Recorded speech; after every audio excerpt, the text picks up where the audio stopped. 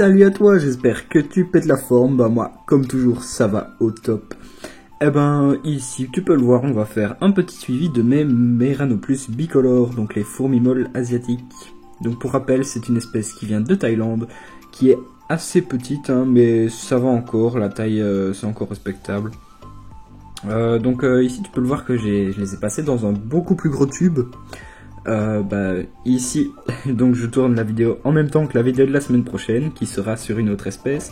Mais donc, ici, on voit le dessus des tubes normaux que j'utilise, et voilà le tube que j'utilise pour elle. Donc vous voyez, c'est vraiment beaucoup plus gros, hein, ceci. Donc voilà, je vais passer en macro pour te montrer un petit peu tout ça. Là, je n'avais pas arrêté de les chauffer, mais j'ai plus de ponte et de développement des larves en fait depuis un petit moment. Donc à mon avis, ils ont quand même fait un repos à température ambiante. Malgré que je n'ai pas elles ont fait un repos mais d'elles-mêmes en fait, parce qu'elles étaient quand même chauffées comme les exotiques. Donc je ne sais pas trop pourquoi, mais bon voilà. Je pense pas que ça devrait poser problème, hein, au contraire.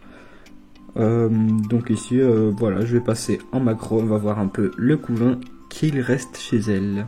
Hop, et nous voilà donc en macro. Alors tu peux voir qu'avec ces tubes, c'est pas la meilleure qualité qui est, hein, donc c'était un truc tout con de chez Amazon. J'ai pris un lot de 20, si je dis pas de bêtises, ouais. Et bah voilà, ça fait le taf, ils sont vraiment grands pour le coup, hein. Je pense que c'est 16 mm le diamètre. Donc c'est vraiment balèze quand même. Ici le couvain, il nous restait vraiment, c'est le petit truc d'avant-diapose, hein. Enfin et encore, puisqu'ils n'ont pas vraiment fait de diapose. Et voilà tout ce qui nous reste comme larves. Donc je vais normalement avoir pas mal de naissances pour cette année. Et donc là on peut voir Madame la Reine. Cette espèce je l'adore vraiment, hein. Donc vous voyez déjà la lenteur, quoi. Regardez-moi ça. C'est magnifique, vraiment. Dans leur manière de se déplacer, c'est pas vraiment comme les autres fourmis, comme les Camponotus, etc. Il y a quelque chose un peu de gracieux comme ça, enfin... Je me comprends. Et ce que j'adore vraiment avec leur abdomen tout poilu, on est vraiment des kiwis, hein. C'est tellement drôle avec elles. Ouais, du coup, moi ici, elles sont toujours en tube. Tu peux voir que j'ai, 30-40 ouvrières.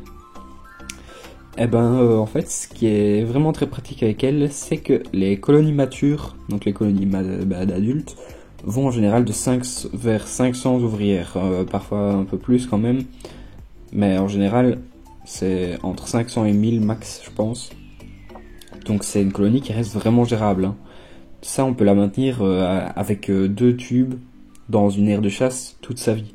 C'est vraiment c'est impressionnant de voir comme la colonie se restreint.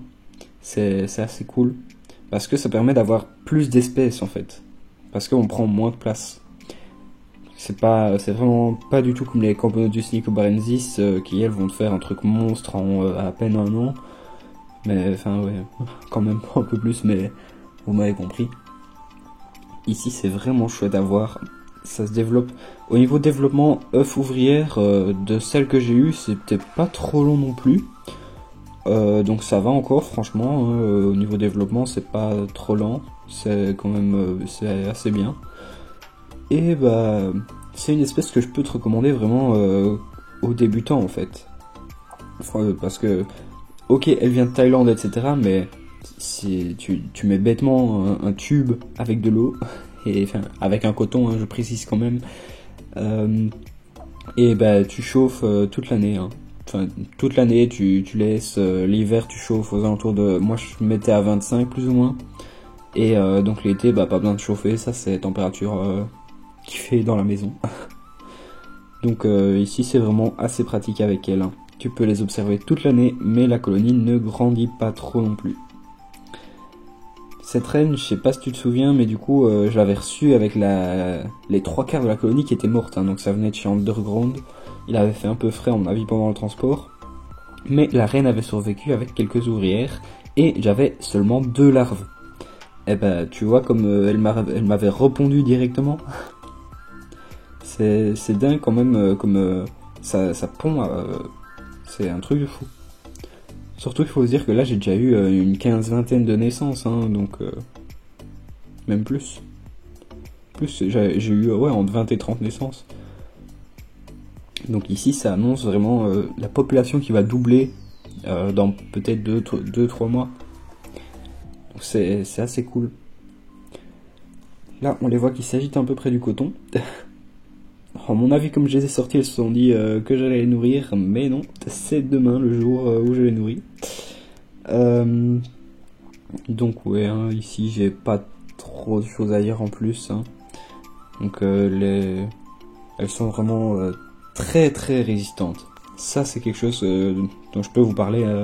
C'est une fourmi qui est extrêmement résistante. Hein, donc vraiment, pour en avoir pris dans mes mains quand elle se barrait ou quoi doucement quand j'ouvrais, j'avais pas de pince sous la main, et donc j'ai pris avec mes doigts. Et vraiment, la fourmi, elle est dure. Tu le sens. C'est vraiment une petite armure qui est là. Et donc tu peux voir, il y a des épines sur son abdomen. Et sur son thorax, pardon.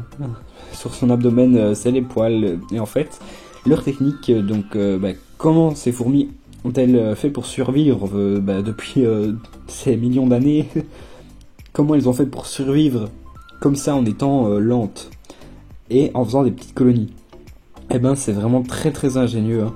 Donc tous les longs poils qu'on voit sur leur abdomen, c'est des longs poils rigides.